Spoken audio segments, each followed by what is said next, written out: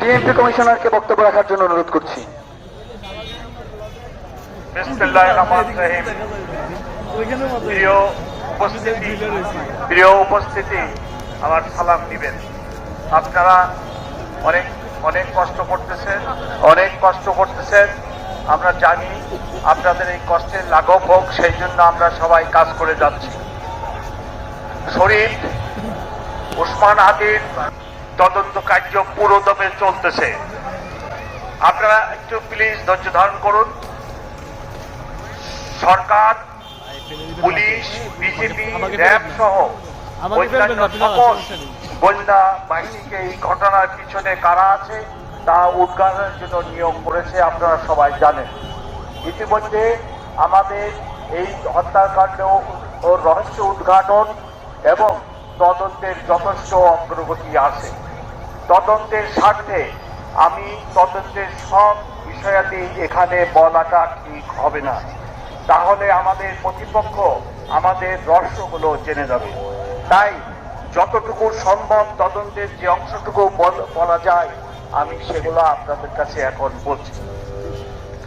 মামলা তদন্তে চলাকালীন এ যাবৎকাল 10 জনকে গ্রেফতার করা হয়েছে। তার মধ্যে উল্লেখযোগ্য আছে হুমায়ুন কবির ফয়সালের বাবা, হাসি বেগম ফয়সালের মা, সামিয়া ফয়সালের স্ত্রী, শিবু ফয়সালের স্ত্রীর বড় ভাই, মারিয়া ফয়সালের গার্লফ্রেন্ড, নুরুজ্জামান ফয়সালের পলায়নে প্রাইভেট কার সরবরাহকারী ও অন্যতম সহযোগী কবির মোটরসাইকেলের সম্ভাব্য সরবরাহকারী। এই তদন্তে আমরা যে দুটি পিস্তল ব্যবহার করা হয় সেই পিস্তল দুটি উদ্ধার করেছি। সেই পিস্তল দুটি এখন পরীক্ষার জন্য সাইন্টিফিক পরীক্ষার জন্য আছে, সেটা তদন্তের স্বার্থে আমাদের প্রয়োজন। যে মোটরসাইকেলটি ব্যবহার করা হয়েছে সেই সাইকেলটি ডিবি পুলিশ উদ্ধার করেছে।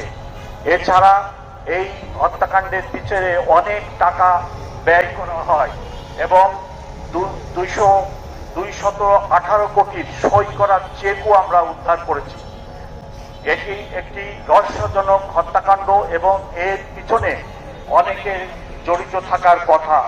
আমরা 10 জনকে অ্যারেস্ট করেছি এবং আমি এখানে বলতে পারতেছি না, তবে এর পিছনে কারা আছে সেগুলো উদ্ঘাটনের জন্য আমরা জোর প্রচেষ্টা চালাচ্ছি এবং অনেক ক্ষেত্রে আমাদের যথেষ্ট অগ্রগতি আছে।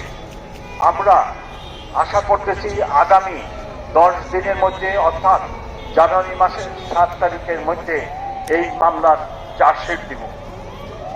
এই মামলা সংক্রান্তে আমার কাছে অদ্যবধি যে তথ্য আছে আপনাদেরকে দিলাম। যতটুকু তদন্তের প্রকাশ করা যায় ততটুকুই বললাম। আগামীকাল আরো বিস্তারিত ভাবে আপনাদেরকে আমার মিডিয়া সেন্টার থেকে ডিবির চিফ ইন ডিটেল বলবেন। আপনারা নিশ্চয় আমার কথা বুঝতে পেরেছেন। সবাই ধৈর্য ধারণ করুন। আমরা এই হত্যাকাণ্ডের মূল রহস্য, আরো যারা পিছনে আছে সবার নাম এবং ঠিকানা কারা কারা জড়িত ইনশাআল্লাহ উন্মোচিত করে দিব।